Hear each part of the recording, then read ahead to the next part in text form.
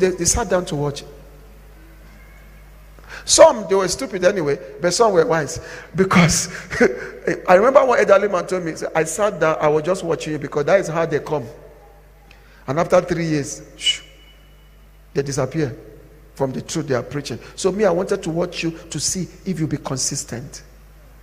He said, I was following. When you were Truth FM, I followed. You were NTV, I followed. You were KTN, I followed. Citizen, I followed. When you open Morning Cloud, I was following. And I saw the consistency. Then I came. Wisdom. Because an old man who have seen war. Are you understanding me? Then I came. You have to investigate before you invest. Why some at once they knew this is the place and they came. The Spirit helped them to investigate. Why for him he's using experience to investigate.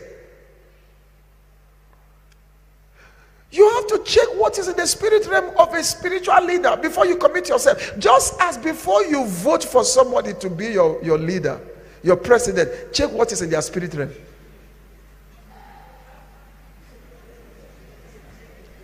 Why are you laughing? Excuse me. Are we okay? Okay. It's as if I gave you a cake. Did I give somebody a cake this morning? No, but that is the truth. Check what is in the person's spirit realm. When I preach about the 4 trees, God was showing you the spirit realms of the 4 leaders. But the blindness of tribalistic sentiment was too strong for people to see. The spirit realm. Every leader has a spirit realm. Every leader has a spirit realm. If you enter nations, you see what's happening. You know what's in the spirit realm of the leader. Nigeria, the day we voted our own leaders some years, but as soon as it become, everything changed. It's like moving from Israel to Egypt. If I fly into Abuja, even when the plane is flying, before you land, everything has changed. You feel it that something has changed in this country. Driving around the same city I grew up, I feel a change. There's a change here. Because the leader's spirit realm swallows the nation. It swallows the nation. The leader's spirit realm. Are you understanding what I'm saying? So both spiritual leaders, political leaders, even in our families, whoever is the leader of your family, everything, that's the way it works. Because leadership is a mantle. Leadership is what? It's a mantle. It could be dark, it could be divine. Are you understanding me? So, but for Isaiah, the voice came. And the house was filled, his life was filled with the smoke of God's glory. Why? It takes the glory of God to restore back order to our spirit world. Not the anointing, the glory. So it filled with the smoke. Because the glory unveiled something, which we're about reading, verse 5. So I said, woe is me, for I am undone, because I am a man of what? Excuse me, a man of what? Unclean lips. What was God showing him? Isaiah, your spirit world, the spirit world you had before this encounter, was shaped by your mouth. Woe is me, for I am undone, because I'm a man of what? Unclean lips. What do we say frame the spirit world? Words. Now, if we go deeper, maybe we open the word unclean lips, access the next door or the next room. Let's say a house of many rooms. You move from room 1, go to room 2. When you open room 2, what was making Isaiah to have unclean lips? It is called behavior. It's called what? So his behavior pattern is his lips are unclean. There are some people, their own behavior pattern is called pride. Some people, their own behavior pattern is called arrogance. Some people, their own behavior pattern is called laziness. Some people, their own behavior pattern is called seduction. Some people, their own behavior pattern is called perversion. Some people, their own behavior pattern is called how do we call this? It's called hate. Some people, their own behavior pattern is unforgiveness. Everybody have their own behavior pattern. And listen, your spirit realm is framed by your behavior. Because the things you say and the things you do are the characteristics of your behavior.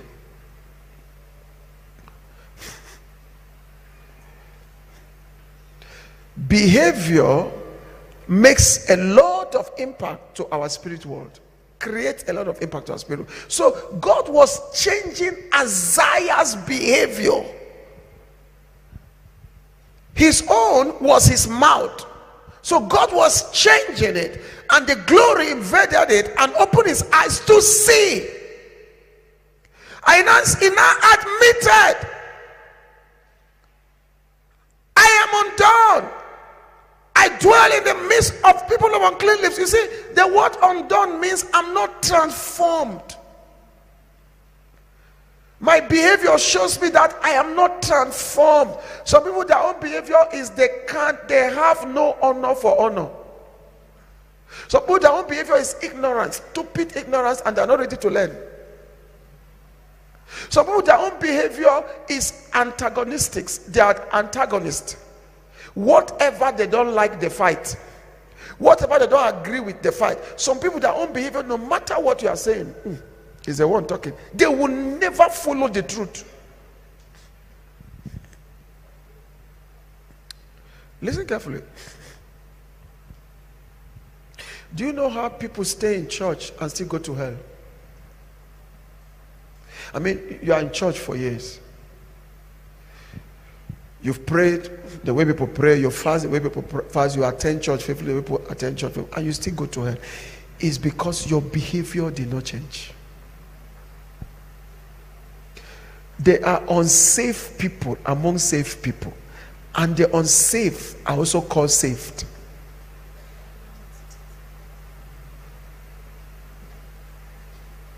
Sorry.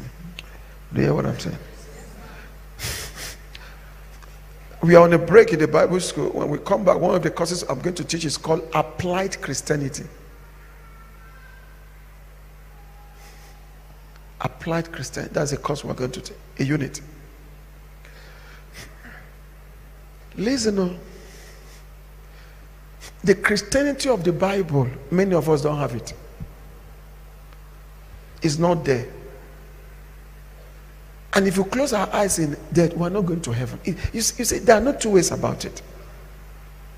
You cannot be coming to church all your life and still living the way you are living. Your behavior is what shapes your spirit world. If you look at everything God has been showing us, you see, no matter the revelation. I remember yesterday we prayed. First session we prayed on Friday, on Thursday. Is it Thursday we started this conference? Friday, sorry. On Friday evening we prayed. Everybody prayed with fervency. Yesterday we prayed. We gave ourselves almost 2 hours during the prayer break. But do you know that your behavior can frustrate everything? Your spirit world will still remain intact even after the conference because of your behavior. Do you know how many conferences we've had in this church? Do you know the intensity of apostolic summit?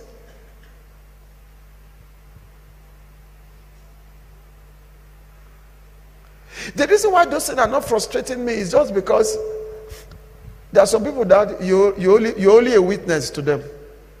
You preach as a witness, so that when they get to heaven, God will say, I sent somebody. So I don't even care again. I don't bother myself with the way people are living. I just say to myself, let me just leave them. Anyhow they want to let them. Not that I don't know. Not that I don't hear. Not that I don't see. I see, I hear. Not only because me, I'm not going to be a talkative. Because my mother used to say that if you have stubborn children, people begin to think that this woman shouts too much. I mean, the neighborhood will be accusing the mother of the children of shouting too much, not knowing that it's the children that are making him shout. Somebody wrote on social media, he said a woman who has 4 children who are all boys, the only difference between her and a mad woman is very slim.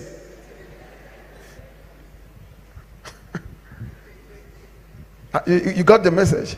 He said the difference is very slim. It's not much. Not that she's mad, but she has 4 boys. If you have the ones that climb wall like lizard, they will bring all the photos to put on the wall before you come back from work.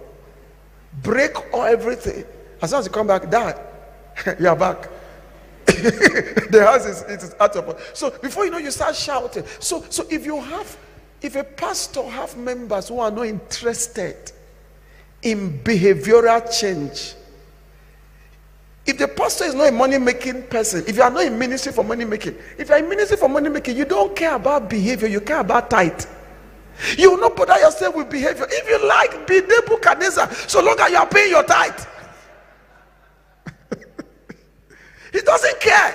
So long as you are paying your tithe, he doesn't care. If you like, be deputy devil, so long as the tithe is coming. But listen, I'm not raised that way. That's why I trouble people. I'm not raised that way at all. If you're not a monkey, you can't be a monkey. Even when you want to be, you can't. What troubles me is when behaviors remain the same.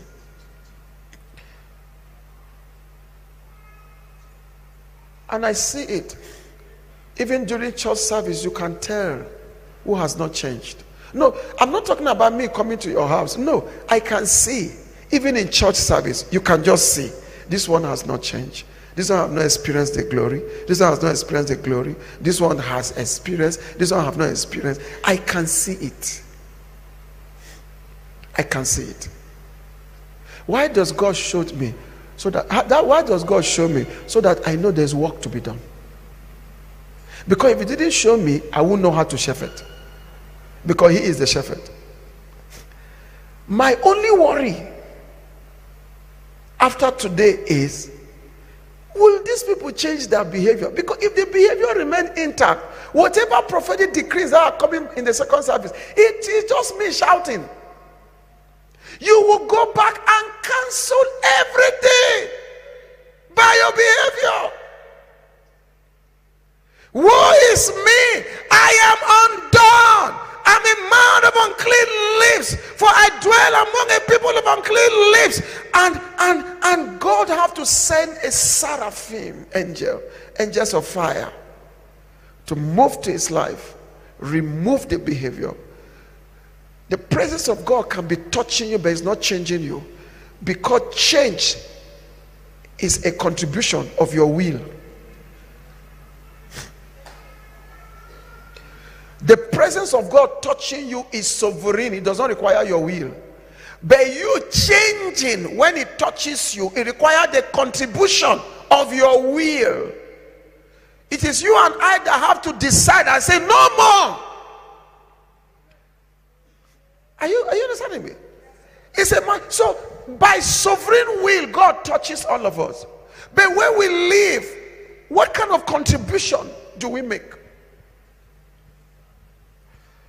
A lot about our spirit world is tied to our behavior. And look at the danger. When you get to a point, behaviors are not changing, because pretense is so easy. Appearing born again while you are not is so easy. Pretense is so easy. Now, not caring. The issue is they don't even care. That is the problem. Not even caring. God, in fact, you have already made heaven. You are not in your mind, you have made it. There is no even push that this is not hard to be. So a lot depends on, look at what I've realized. I studied the life of Christians I know who died suddenly, both preachers and all of that stuff. And I begin to ask questions. And from my asking of questions, I now discover that many of us in the faith, God will use us regardless to do whatever He wants to do through us and by us.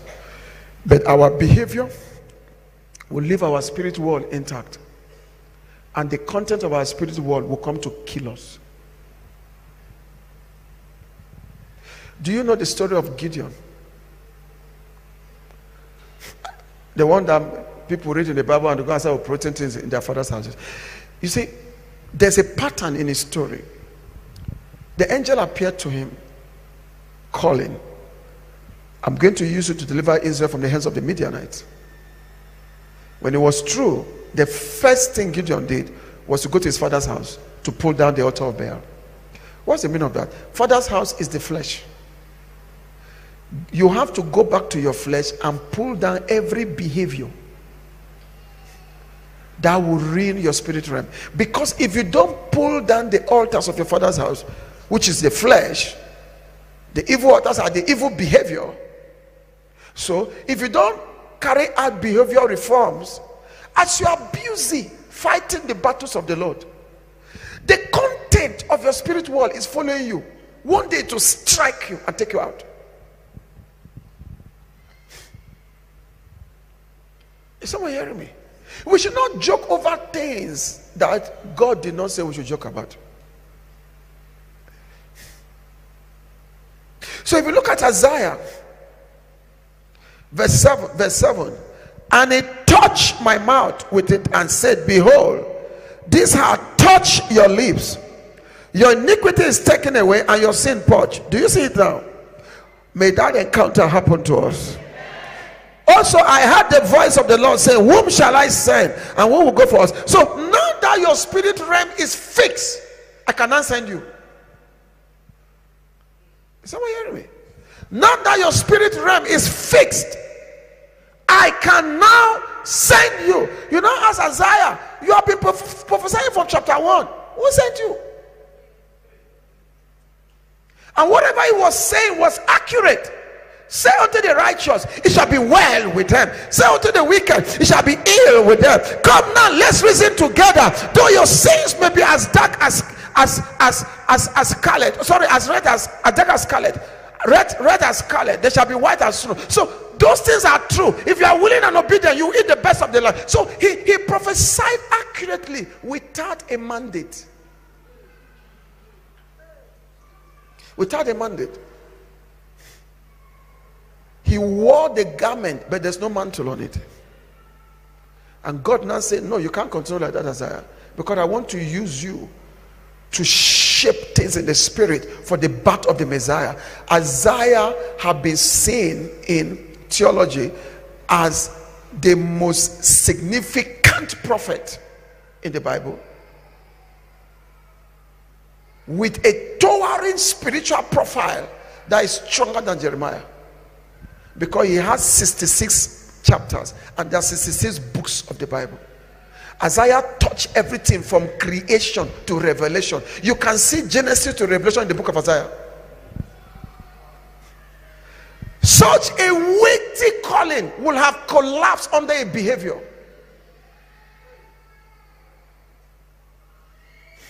Is someone hearing what I'm saying? Are you understanding what I'm saying? Now, God now sent him after fixing his spirit world. Write the word behavioral change.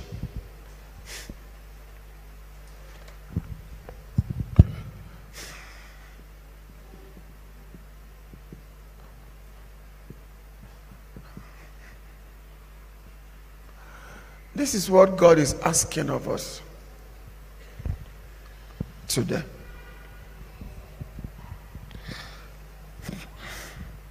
Because even him does not want the content of our spirit realm to catch up with us, because it's going to defeat his plan. The essence of embracing eternal destiny, I will show you shortly, is because it facilitates behavioral change. People who pursue eternal destiny, the pursuit of it shaped their behavior. Are you understand what I'm saying? Okay, let me use a lighter thing to help you understand what I mean. A few years back,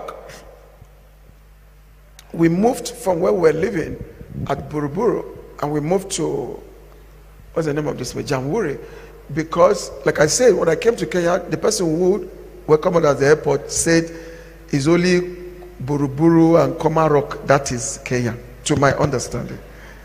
I thought that was Kenya. So when I saw, because you know, from the airport in the night, they drove us to. So when I saw the place, I said, this country is very backward. You mean this is Kenya? And the woman wanted me to go and live in Komarok, so she would take me, we'll enter Matatu and drop.